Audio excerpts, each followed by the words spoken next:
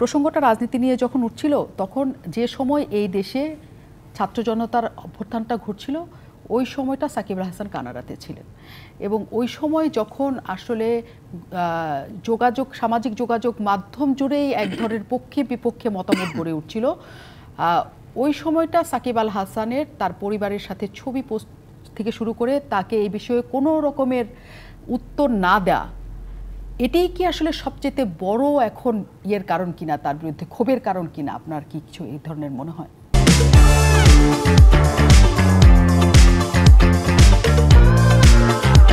ধন্যবাদ। হ্যাঁ, সাকিব আল হাসান যে পর্যায়ে একজন স্টার, মেগা স্টার, সুপারস্টার যাই বলি না কেন, বাংলাদেশ থেকে এই ধরনের আসলে কোনো ক্ষেত্রেই আমরা আজ পর্যন্ত দেখি নেই যে একজন ইন্ডিভিজুয়াল তার অর্জন আন্তর্জাতিক পর্যায়ে বলেন আর জাতীয় পর্যায়ে বলেন, আন্তর্জাতিক পর্যায়ে বলেন, এরকম অর্জন খুব কম। মুষ্টিমেয় হয়তো বা আমরা প্রফেসর ইউনূসকে বাদ দিয়ে যদি অন্য যদি ধরি, এরকম রেকগনিশন কে পেয়েছে? আমার তো জানা মতে আমি অন্তত দেখি না কাউকে। তো সেই অনুসারে আমার মনে হয় তার থেকে অনেক কিছু আশা করার ছিল। আমরা যারা ক্রিকেটার, যারা আমরা ক্রিকেট ভালোবাসি, যারা ক্রিকেট ফলো করি, yes we are proud that আমাদের দেশ থেকে এরকম একজন বেরিয়েছে যার অ্যাবিলিটিস, যার সামর্থ্য, যার দক্ষতার কারণে বাংলাদেশের একটা আলাদাভাবে একটা পরিচয় পেয়েছে একটা cricket, like he is a brand name for Bangladesh far as cricket is concern. সে ব্যাপারে আমার মনে হয় কারো কোনো সন্দেহ নেই। যখন এই পর্যায়ে কেউ যখন পৌঁছায়, স্বাভাবিকভাবে অনেক আশা অনেক বেড়ে যায়, স্পেশালি দ্য ইউথ। তাদেরকে আমরা আইকন ধরি, তাদেরকে আমরা আইডল মানতে চাই।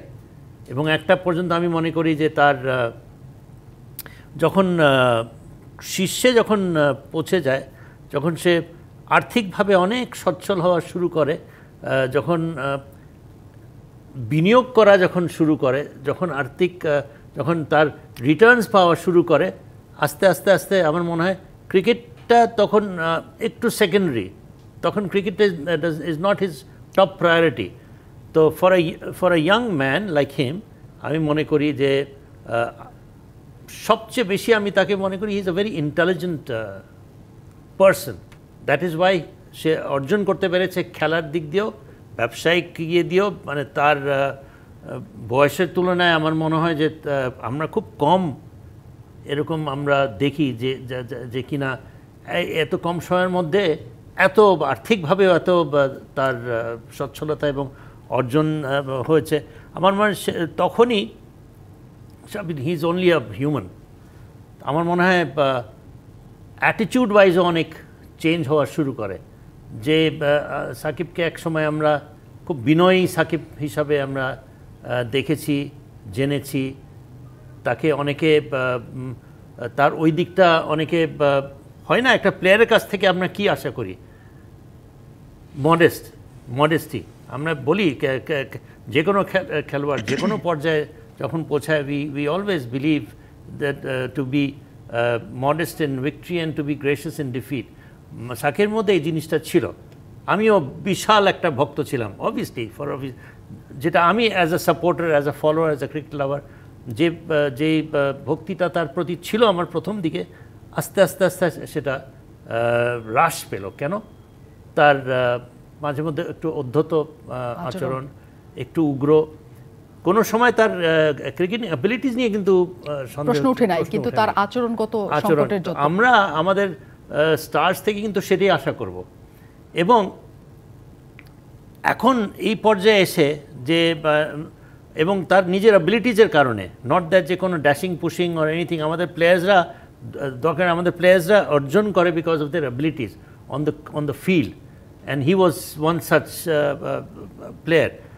তো আমার মনে হয় যে স্বাভাবিকভাবে আমরা চেয়েছিলাম, সবাই আশা করেছিলাম যে সে তার ইতিটা টানবে এমনভাবে যাতে করে আমরা স্টেডিয়ামে উঠে তালি মারতে পারবো। এই বিদায় দিলাম একটা আমাদের স্টারকে, যেটা আমরা বাংলাদেশে আমরা কোনোদিন দেখিনি, সুযোগ হয়নি।